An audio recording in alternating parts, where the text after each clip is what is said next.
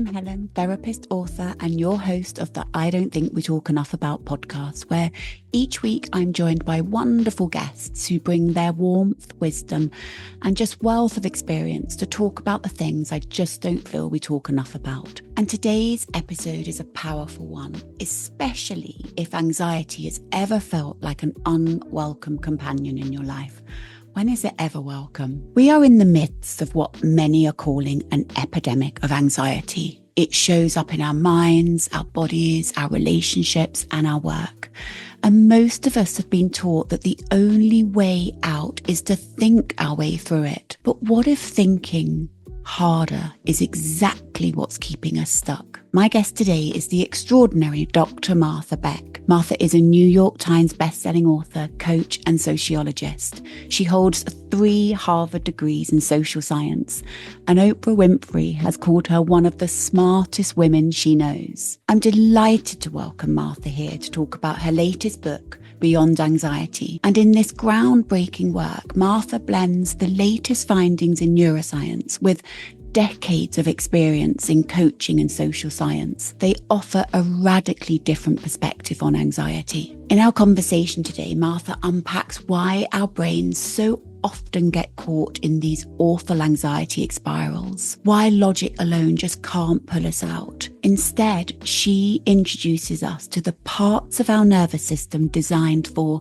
creativity, intuition, and presence, the parts that hold the key to a calmer, more inspired way of living. This episode is a beautiful invitation to stop wrestling with your anxiety. If you're ready to imagine a life that feels more grounded, more alive, and less anxious, you are in the right place today. Martha Beck, welcome. Oh, I'm so happy to be here, Helen. Thank you so much. No, the pleasure is really all mine. And as I said off camera, I'm so pleased you said yes, because obviously I invited you here to talk about your brilliant and beautiful book. Oh. I need to get the whole name right. Beyond Anxiety, I keep calling it. But yeah, that's what it's called. but yes, but you've got more to it. Beyond Anxiety. Curiosity, creativity, and finding your life's purpose. Martha, I haven't been able to put it down. Oh, thank you. And I've already started recommending it to my clients and anyone that talks to me about anxiety, because people are wanting to know so much more about what's actually going on in their body. But what I love with the way you've done it in this book is you almost bring the science, but make it so relatable. Oh, thank you. And that is your magic there. That is your magic, is because I found myself saying, yes, the entire way through it. This makes more sense for people who don't always have a full understanding of it. And that's where I think it's so healing. Thank you. It was healing for me to write this book because I've had anxiety since I was born. And when I got around to doing the research for this and started to realize, oh, this is how my brain works and this is why I'm anxious and I'm going to try to do X, Y, and Z to make it stop. And then I figured, in all humility, I kind of figured it out, at least for myself. And then to be released from a state of anxiety after 60 years of it was quite exhilarating, almost intoxicating. And I'm really hoping that people who read the book have that same experience. Yes, I think they really will. And I love the way you brought in about the fact that you'd had it for so long. It was almost like the uninvited guest your entire life, wasn't it? And look at my body language. I'm like pushing it away.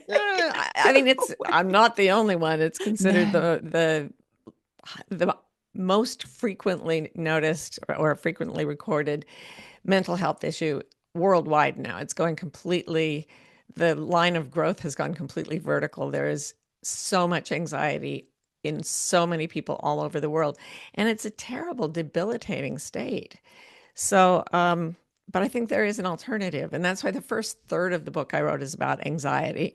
And the second and third thirds are about what happens when you start to leave it behind, when you move into the part of your brain that doesn't hold anxiety and does other things instead. And that's where the fun starts. It really is. It really is. And you've really walked the path, haven't you? I wonder when you're talking about the anxiety and the steep trajectory of the stats at the moment, you talk about it in the book, but what do you think's contributing to it? Why is it such an epidemic, endemic? Yeah. One study in that was published in 2018 said that it was because people were being exposed to a wide array of stress-causing events. And I was like, okay, then the pandemic hit and anxiety went up, clinical anxiety went up by a full 25%, and then it kept going. So part of it is that we are all continuously exposed to what are called anxiogenic pieces of information, other people's mood states. There's something terrible and hilarious online called the invisible danger prank, where people are just sitting together and one person just acts afraid for a moment and the other person just loses it because anxiety is highly contagious. We evolved to get anxious when the people around us are anxious. So our brains tend toward anxiety. We live in a culture that really emphasizes the type of thinking that is associated with high anxiety.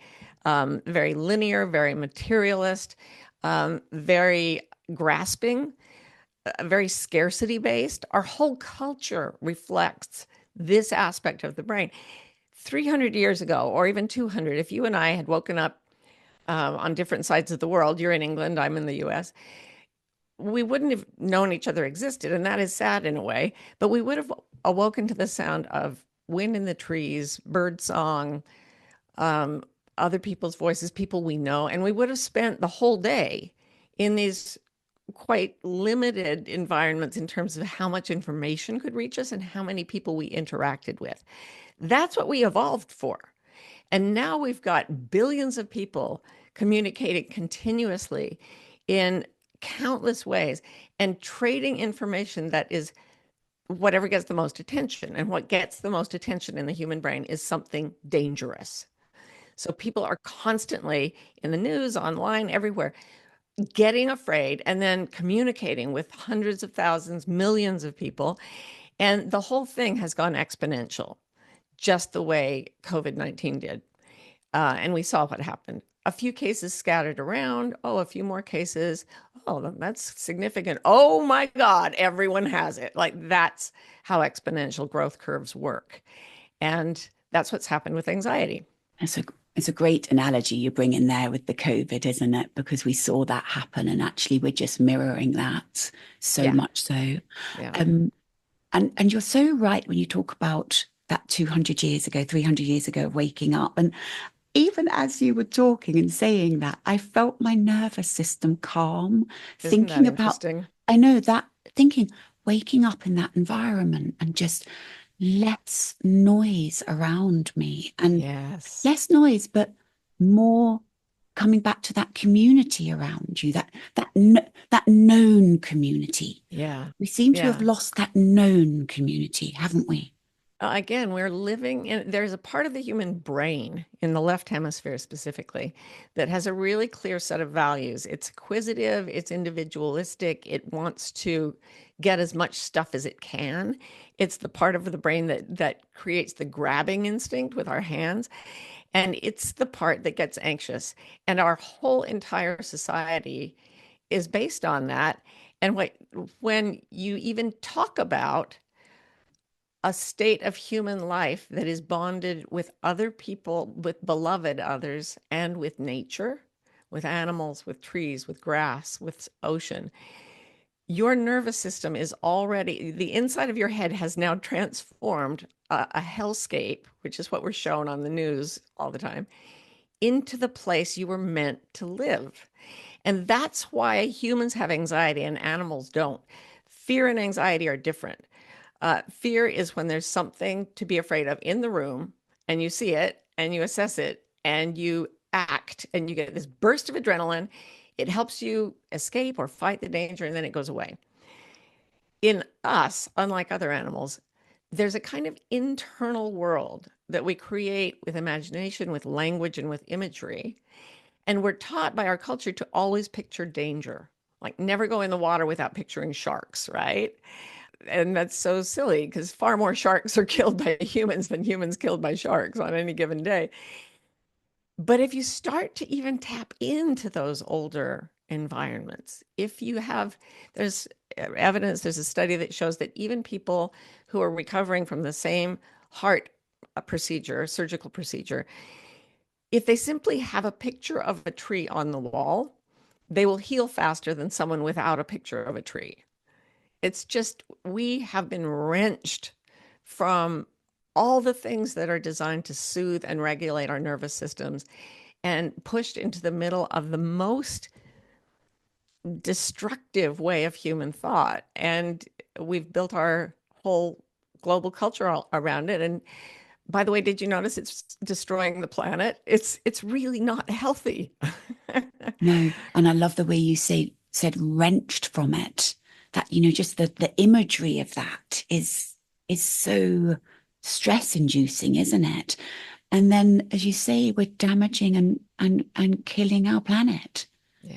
The very thing that saves us, that we, I'm sure with you, with your work, with my work, we constantly talk about being out in nature, Yeah. coming back to that grounding. Where I was talking earlier with you about where I live, and I live near some woods, and very beautifully, there's a forest school near me. And when I take my dogs for a walk, I see all these incredible little children. There must be about 3 or 4, Oh, maybe younger, Martha. And they're all in their kind of their suits, any time of year, snow suits or whatever oh, it is, with their backpacks, and they literally trudge around the forest with the teachers.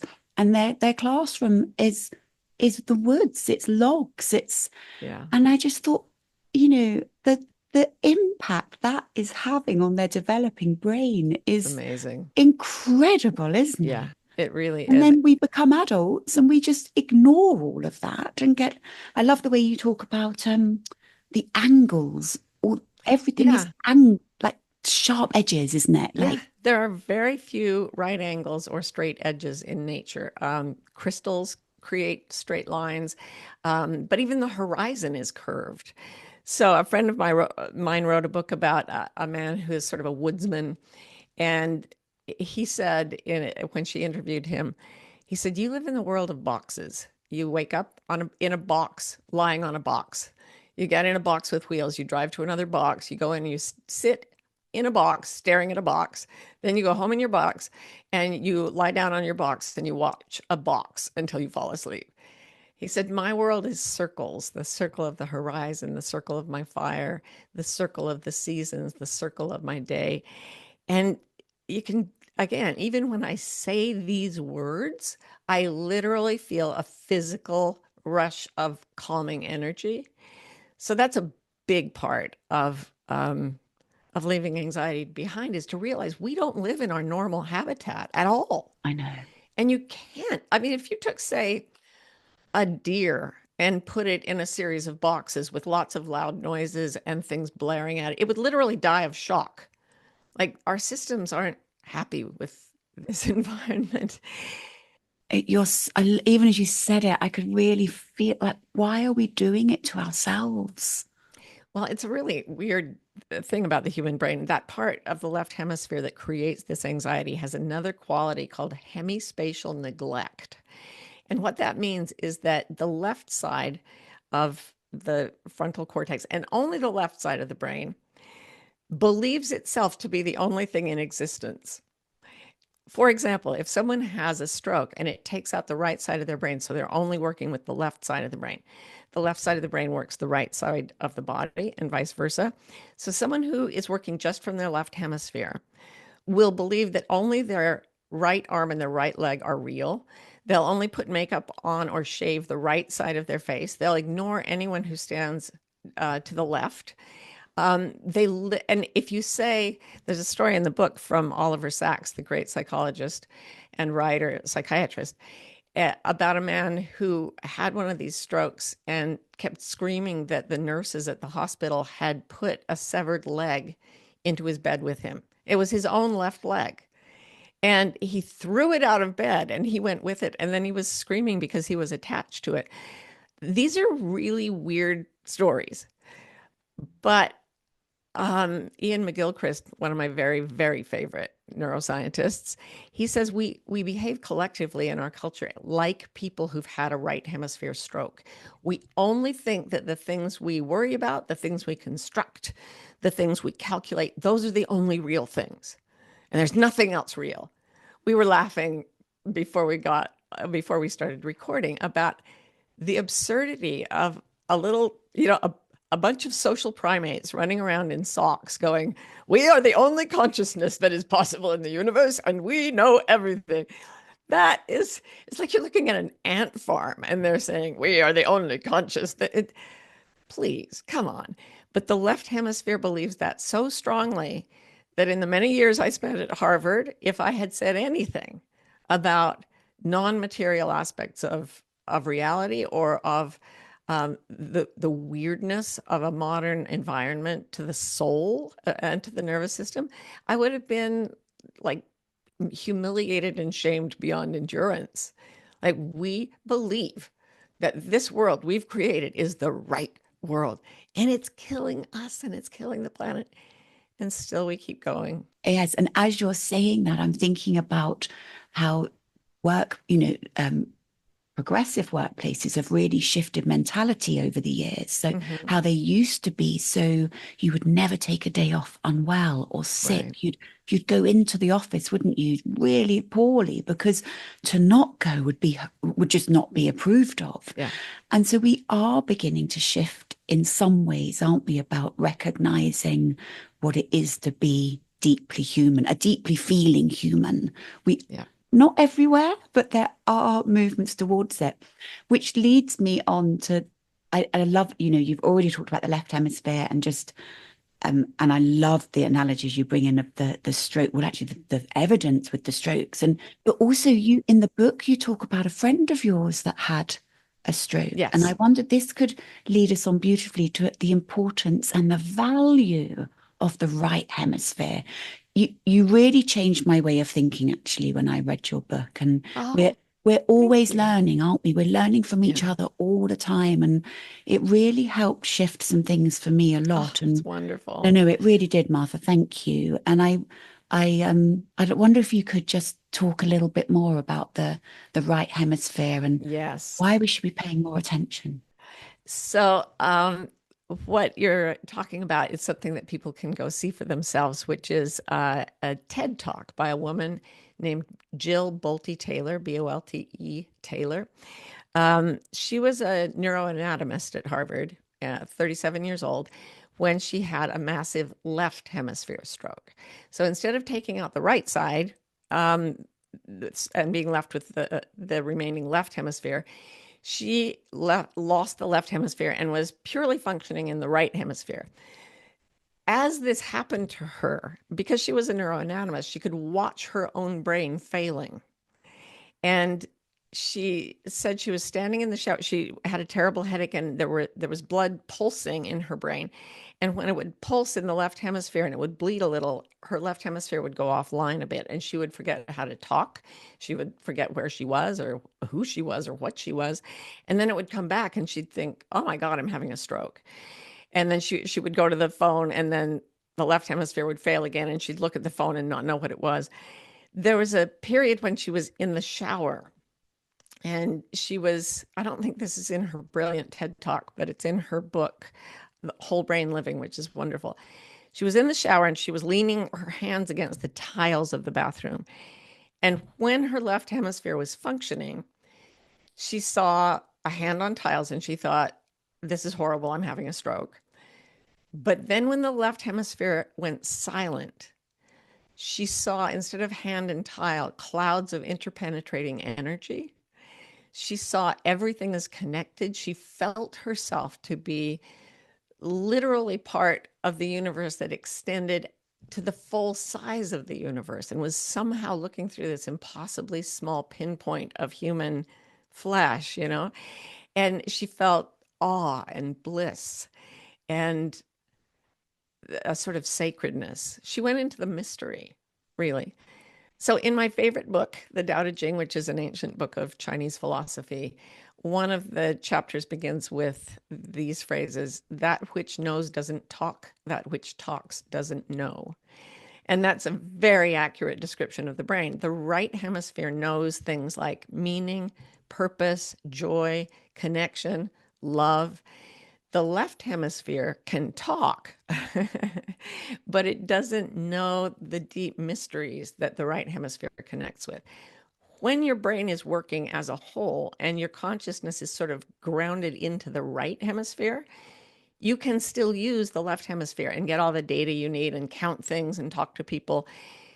But when we go into the left hemisphere and reject what's happening on the right, we are left with a very, very dangerous world, doing dangerous things to ourselves and one another. In his book, The Master and His Emissary, Ian McGilchrist talks about how the right hemisphere is a knowing master who sends the left hemisphere out to get data, and then the data gatherer forgets that it's not in charge and takes over everything. And that's what's happening. That's why anxiety is going up so high, so fast, Yes. and so persistently, is that we are stuck in that position. We have lost connection with the right hemisphere's grasp on the mystery and the beauty and the connection that is meant to be, I think, the fundamental truth of our lives. Beautifully explained. And as you're talking, I'm thinking just for people to begin to understand that when we're leading our lives, living our lives dominated with that left hemisphere, is when the anxiety is spiraling, Yes. taking over. Yeah. So just now, I'd love you to talk about your work with why the right hemisphere is basically the route, the path to, I want to say, healing anxiety, living without anxiety. Yeah. What do you mean with that? Okay. So I was looking at the neuroanatomy of anxiety, trying to figure out what it was and how it worked. And I'm no neuroscientist, but I read a lot and I study a lot. And I think I understand the physical characteristics of anxiety to some degree. But I had also, in years past, I ran a class on creativity, and I'd looked at the neuroscience of creativity as well. So as I was looking at the way the brain functions on the left hemisphere to create anxiety, I noticed that it's a mirror pattern of what happens on the right hemisphere when we become creative, when we use our creativity. And there was lots of evidence showing that the moment we become anxious, our creativity flatlines. But there was nothing saying, or no research had been done on the opposite. If we become creative, will our anxiety flatline? And I decided to experiment with that. And I experimented first with myself. And then this was during the pandemic, I began working with large groups on Zoom and doing, as a sociologist, I was doing sort of larger scale experiments where I could ask 1,000 people, find your anxiety, give me an anxiety score, and they'd all put in a score from 1 to 10. It was usually very high. And then I could say, all right, now we're going to move into the right hemisphere of our brains using exercises that I can tell you about in a second, because I don't want to leave people hanging. But we'd do the exercise, and then I'd say, rate your anxiety now, and it would be 0, 0, 0, 0. And I thought, ooh, yes, not a solid piece of research. I couldn't control a lot of things the way I would have when I was at Harvard, but it was a very distinct difference, and enough to be, I think, very empirically significant, as they say. Absolutely. What was the exercise? All righty, I thought you'd never ask.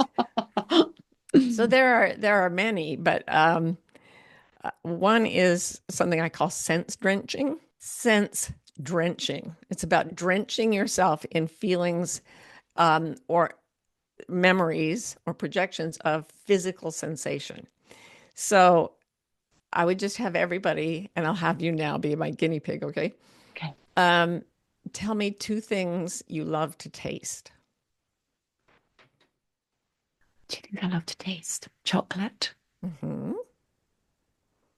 and chocolate.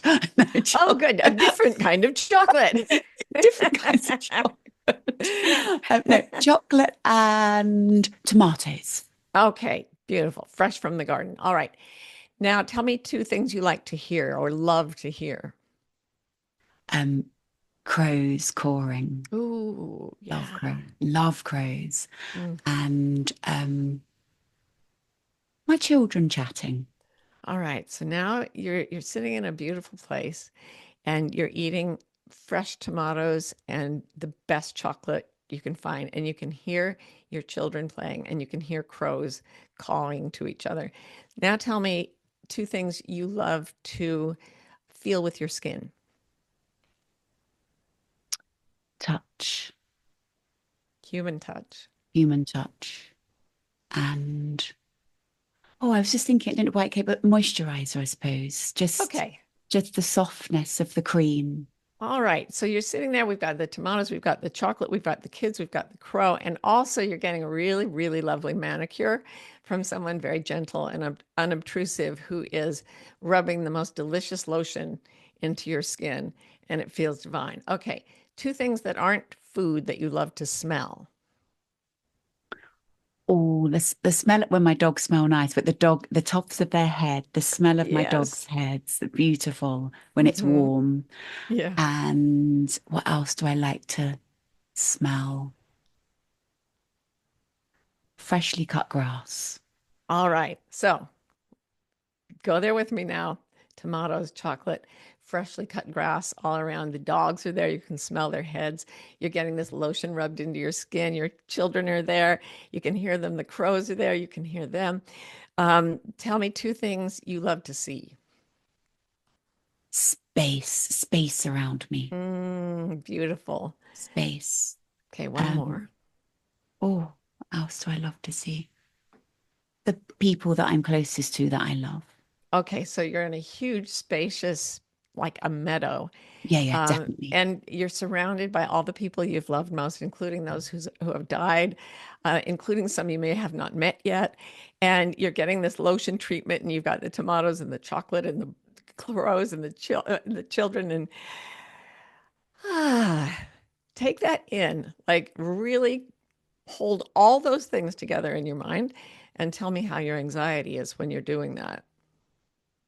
Oh, it doesn't even feature. It You doesn't can't do even it. feature. There's no space for it. Yep, exactly. And we think we're living in reality and looking at the world the way it is, but we are living in a bizarre aberration of a society that is destroying everything.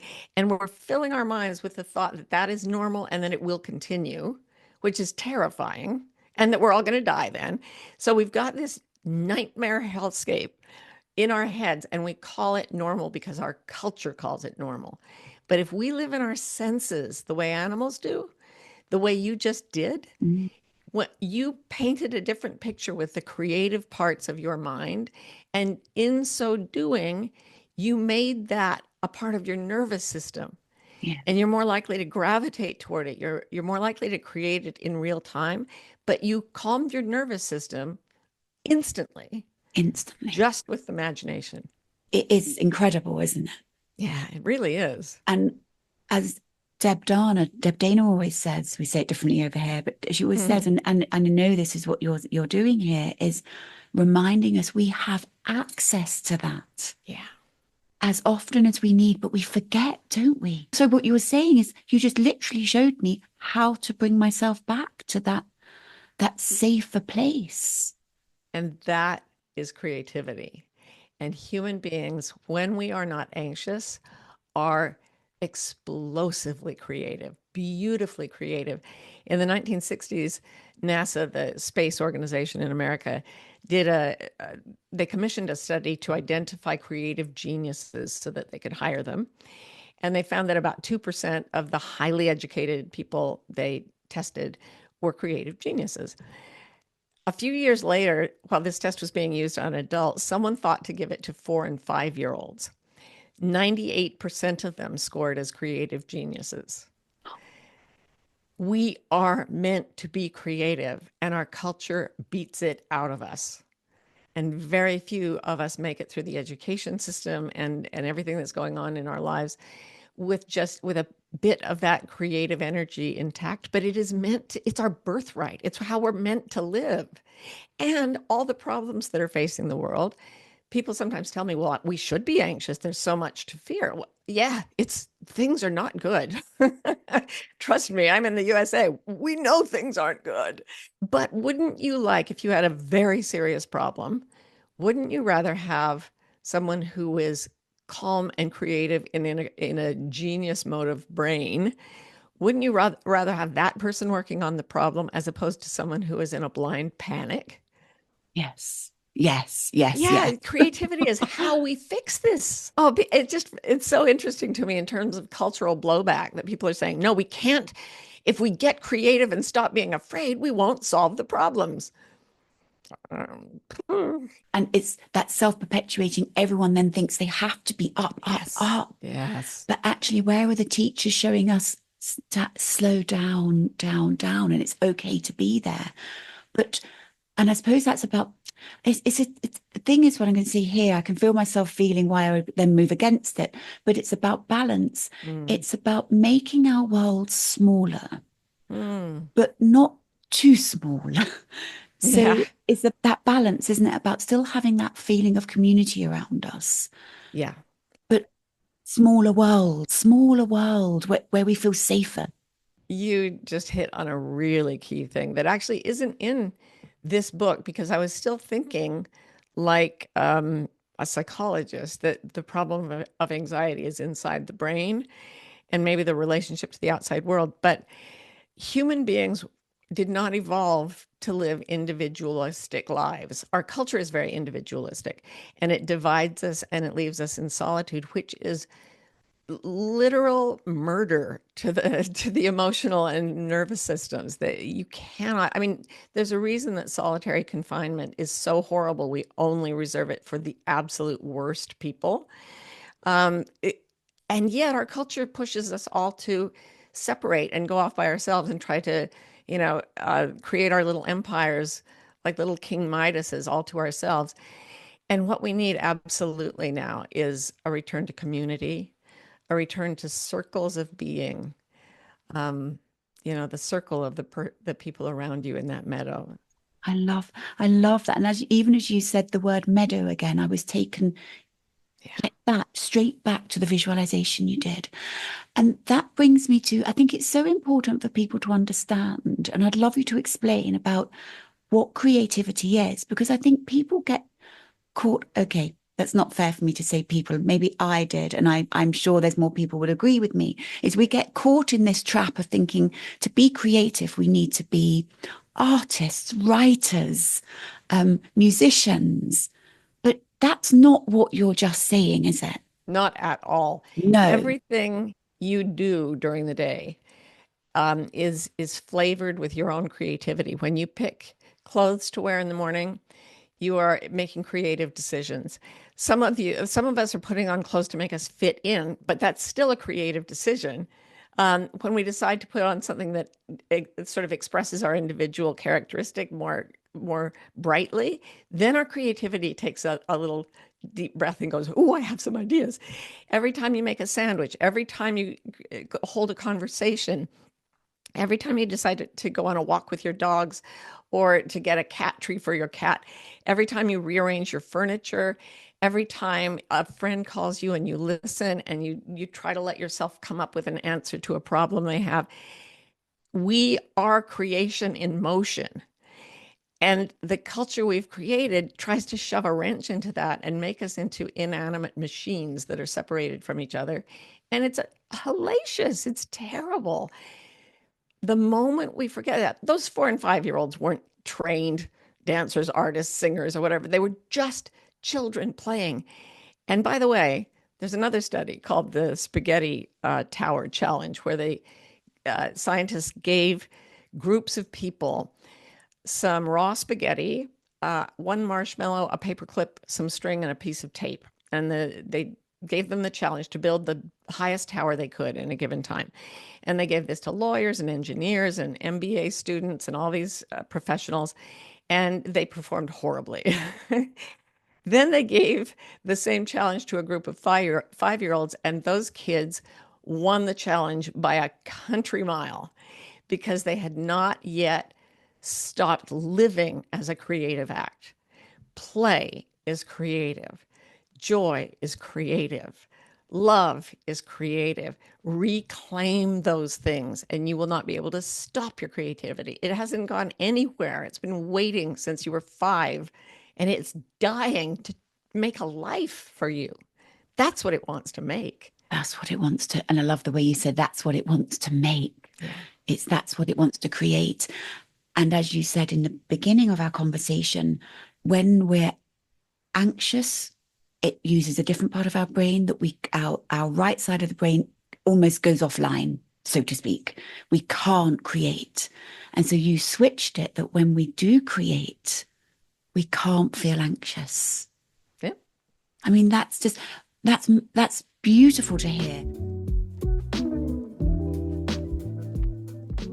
If you're a therapist or health professional in private practice, you know just how much time admin work can take you away from client care. That's where Simple Practice comes in. It's an all-in-one electronic health record designed to help us practitioners thrive, offering everything from scheduling and documentation to billing and telehealth, all in one place, so you can spend less time managing your practice and more time focusing on what really matters. For new customers, you can get an exclusive promotion by going to simplepractice.com/Helen Marie and get a 7-day free trial, then 70% off for 4 months. Please see show notes for more details.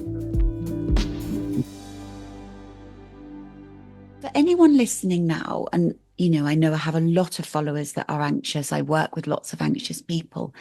I don't want to use the word motivation because that sounds too strong, but how do we shift or help ourselves move from that left hemisphere focus when we're so stuck in it? And as you would know, Martha, people can be so stuck in that left hemisphere. Oh, yeah. How do we gently guide them to start to use the right hand side? So the key word here is kindness. So psychiatry sees an anxious brain as a broken machine and tries to get in there with chemistry or analysis, which means chopping something up to understand it, to try to fix the machine. But an anxious brain is not a broken machine. It is a frightened animal. And every single one of us, male, female, all ages, from babies to the centenarians, we all have in our DNA the knowledge of how to calm a frightened animal.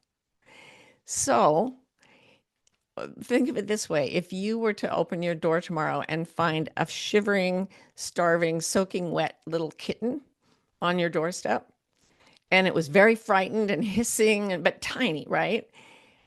And you decided, I'm going to try to help this creature. How would you go about that? What would you do? Physically, what would you do? I would move very slowly and very gently. Yeah. I would move down to its level. I can feel myself crouching down. Visualization, Martha, but powerful, isn't it? But crouching down, I can see myself I can feel myself wanting to say, "Oh, Poppet, oh, sweetheart." Yes. Oh, little one. And then, "Oh, little one." And then reaching my hand out very gently, but the back of it. So it's not, I'm not going to grab. I can't grab with the back of my hand. Yeah. Just gentle, slow movements. Yes. And even if I have asked this question of people who are Navy SEALs, like super macho men, they would still do exactly the same thing. No. Little babies who shouldn't know how to do it, they would do the same thing. We know how this works.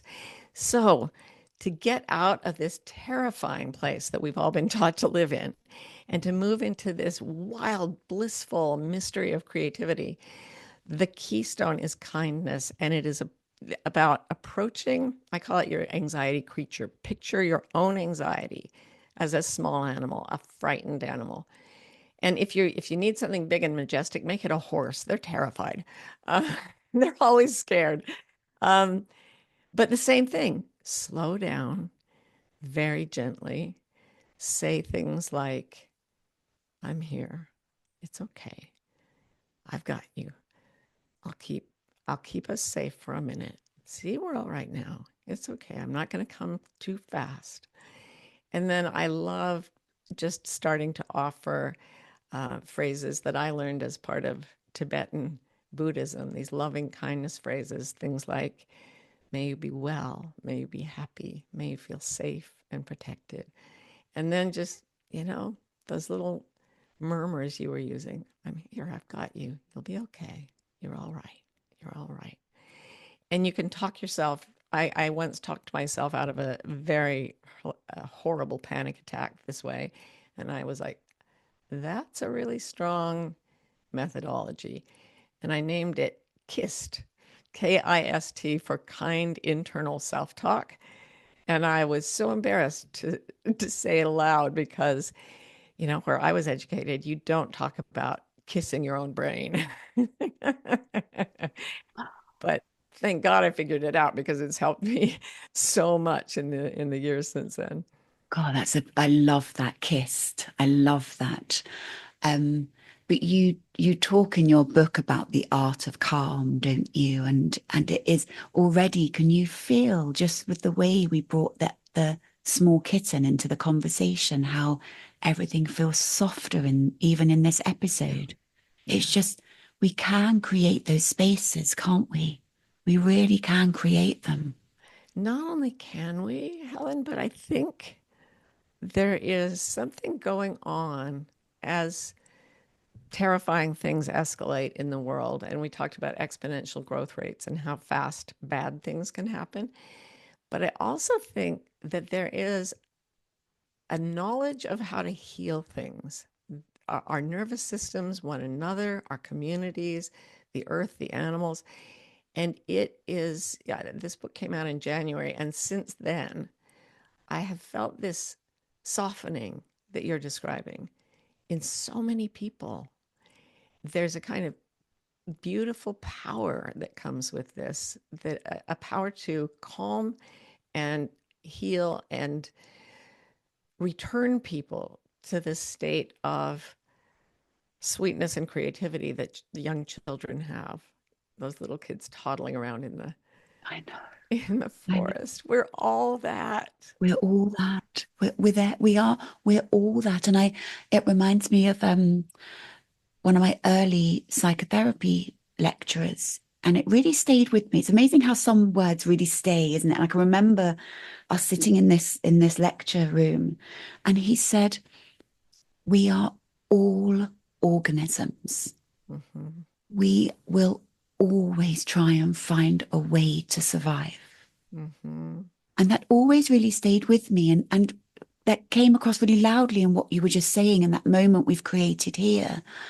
Something's shifting, isn't it? As you say, about people are beginning to, there must be another way. Yes. I am definitely seeing more people on the tube here in London reading books and not on their phones. I saw a girl yesterday waiting for someone. She was sat on the edge of a pavement, and she wasn't on her phone. She was doing tapestry, and she Hmm. was a young girl. And I thought, oh, we're seeing a shift. Yeah. Yeah, we are. When I realized that this is the next step, that we have to, once we get calm and we get creative, we naturally start to form circles of community. So I made one online. I called it this, the software was made available to have like a village online. So I did one, it's called the Wilder Community. And what's interesting about it is I didn't know why I was making what would happen there. I just knew if people, you know, who think the same way, hang out together, good things will happen. And it turned out to be true. But what's so interesting is that within weeks, people started to join and all of them started making art.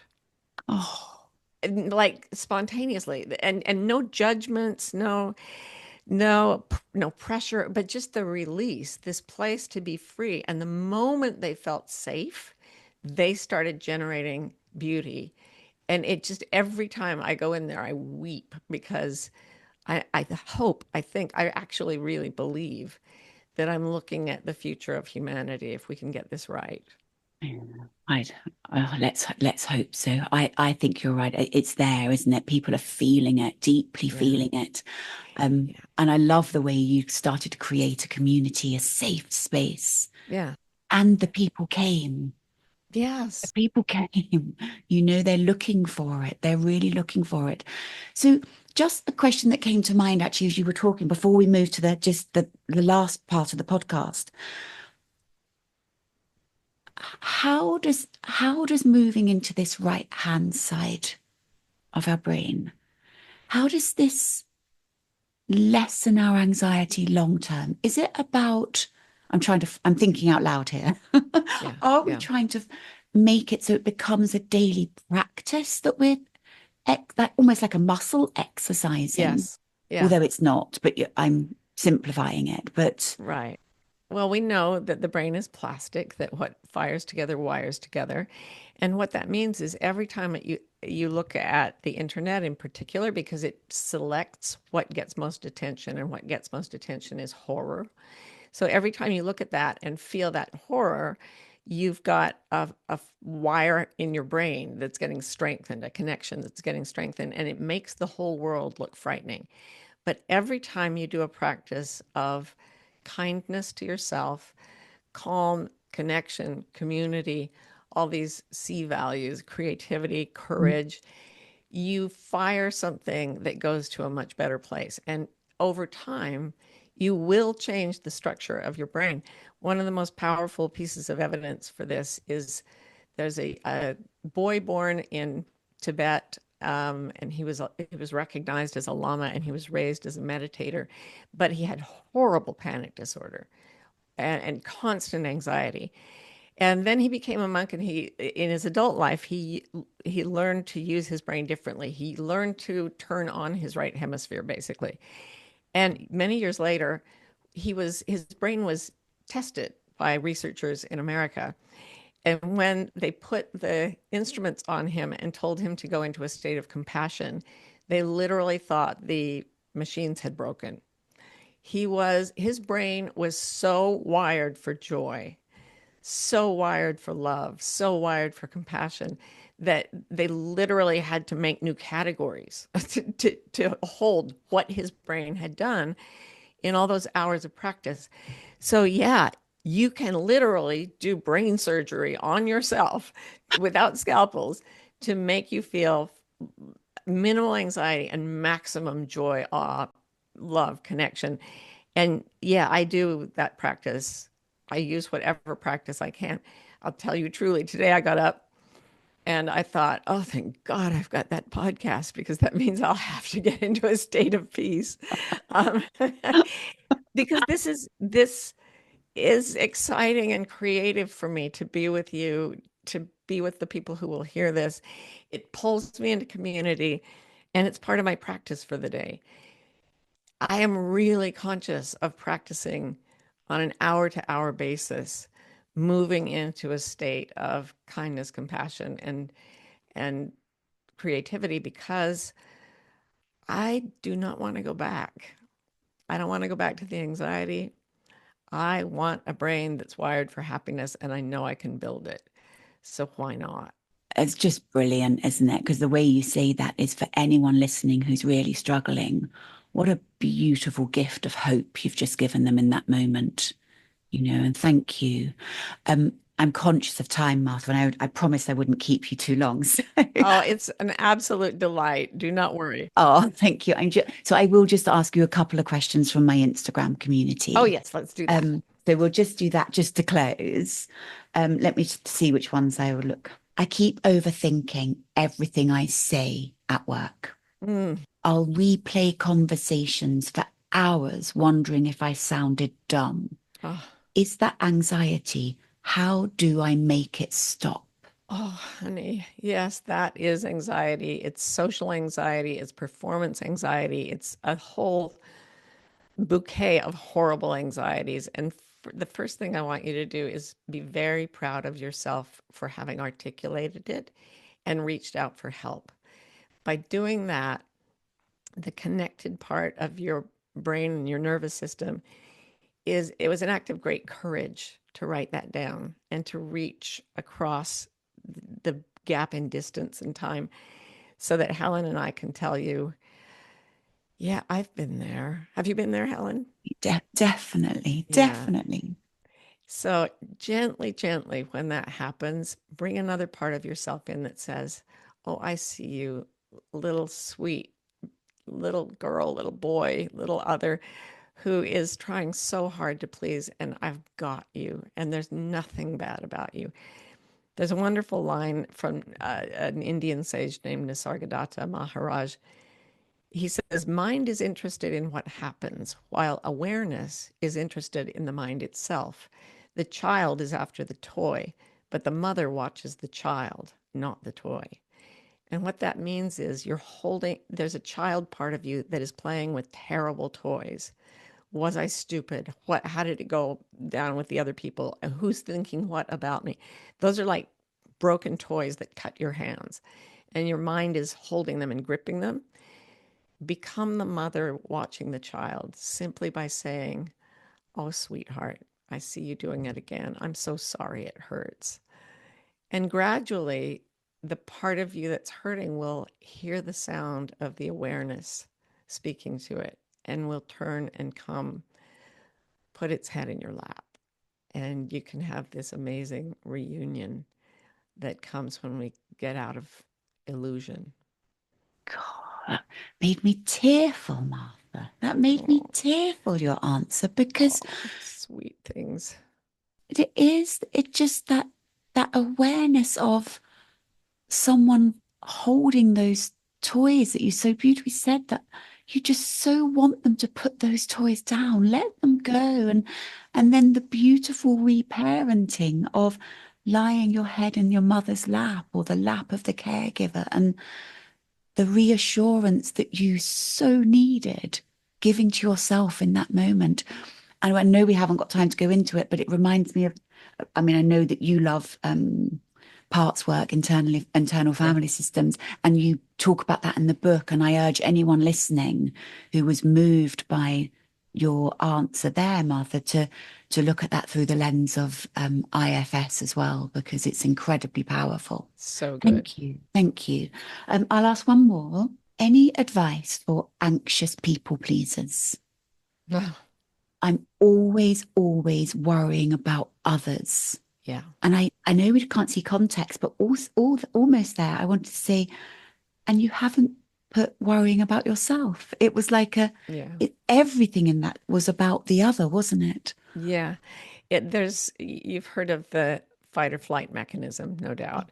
Um, when we're in danger, our nervous systems go into this state where we either fight the danger or run away from it. And that's fight or flight. But there are other things that also happen. And one of them is called fawn. We are social primates, and we know that we depend on each other. And we know that some of us are scary and violent. And the way a weaker animal manages to stay okay with an aggressive larger animal is to fawn, is to be super people pleasy. And it's not, first thing I want you to know is this is not voluntary. It is a physiological response of your nervous system. You are not being false. You're not being bad to yourself. You are getting triggered into something called the defense cascade that is not under your conscious control at first. But you're doing this amazing thing. You're standing back and saying, oh, look, I did it again. And that means not all of you is doing it. Part of you is waiting to say, ugh, did it again.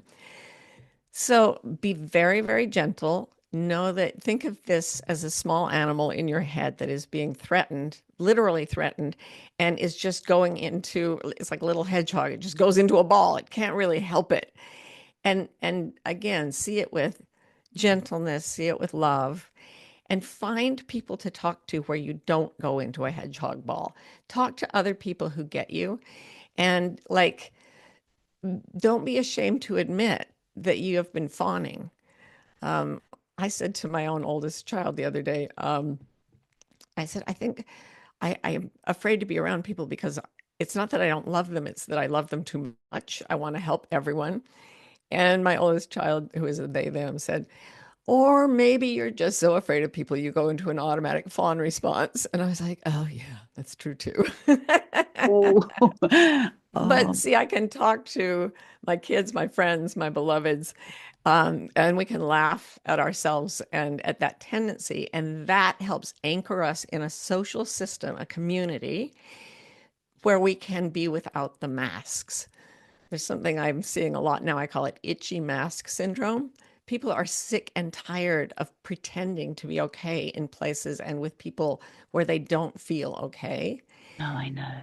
Find the people who can let you take off the mask and can take off their own masks and then laugh and laugh at the follies we commit when we are in fight, flight, fawn.